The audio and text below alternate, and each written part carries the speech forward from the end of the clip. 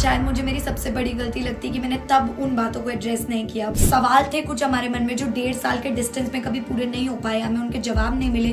पर जब हम सेम प्लेटफॉर्म पे थे तो सवाल भी हुए, जवाब भी मिल गए। मैंने अपने दिल में मेरे जो भी सवाल थे वो ऑटोमेटिकली खत्म कर दिए थे क्योंकि मुझे पता था कि अब मिलना ही नहीं है। बिग बॉस 17 की कंटेस्टेंट ईशा मालविया शो के लास्ट वीकेंड का वार में कम वोटों के कारण एविक्ट हो गयी। उडारियन शो से फेमस हुई एक्ट्रेस शो में अपने एक्स बॉयफ्रेंड अभिषेक कुमार और प्रेजेंट बॉयफ्रेंड समर जुरेल के साथ थी, जिसके दौरान शो में उन्होंने कई खुलासे भी किए। चलिए उनसे बात करके ये जानते हैं कि उनके लिए फाइनल्स के इतने करीब आकर बेघर होना कैसा है, कैसा लग रहा है 3 महीने बाद फोन चलाकर और बिग बॉस की दुनिया से बाहर आकर। मैं फ्रैंकली बताऊं, मैंने इतना क्विकली फोन चलाया नहीं है बिकॉज एकदम से आदत नहीं थी 3 महीने तक, तो बहुत नया नया लग रहा है। But I am sure habitual हो जाऊंगी and I will be back to basics. Big Boss से बाहर आकर समर से मिली या नहीं? मैं नहीं मिली समर को बिकॉज मैं जस्ट अभी आई हूँ बाहर, so I am going to see him very soon. Show में स्टार्टिंग से लेकर अब तक आपके और अभिषेक के बीच में क्या चेंजेस आए? अभिषेक और मेरे बॉन्ड में डेफिनेटली चेंजेस तो नहीं बट एक क्लैरिटी थोड़ी और आ गई है क्योंकि जब हम गए थे तो हम कहीं ना कहीं सवाल थे कुछ हमारे मन में जो 1.5 साल के डिस्टेंस में कभी पूरे नहीं हो पाए, हमें उनके जवाब नहीं मिले।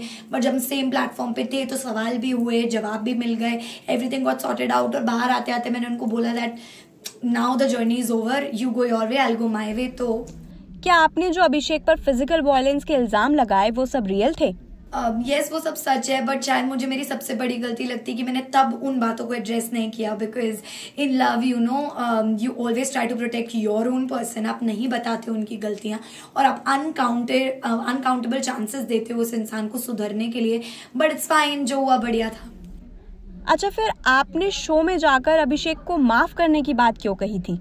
जी, शो में आने से पहले जैसे कि मैंने बोला कि 1.5 साल तक कोई कांटेक्ट नहीं, कोई कुछ नहीं, तो अभिषेक और मैं बिल्कुल भी टच में नहीं थे। मुझे पता भी नहीं था वो कहाँ है, कहाँ नहीं, इंडिया में है भी कि नहीं, उससे भी नहीं पता था मैं कहाँ हूँ।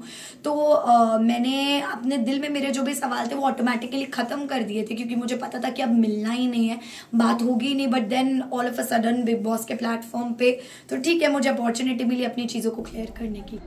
आपने समर्थ को बॉयफ्रेंड मानने से क्यों इनकार कर दिया था? क्योंकि ये बहुत ही बेसिक चीज़ है जो मुझे लगता है सबका रिएक्शन ऐसे ही होता, क्योंकि बहुत शॉकिंग था मेरे लिए। मुझे नहीं पता था कि ये सब होने वाला है, ऐसी कोई सिचुएशन मेरे ऊपर आएगी।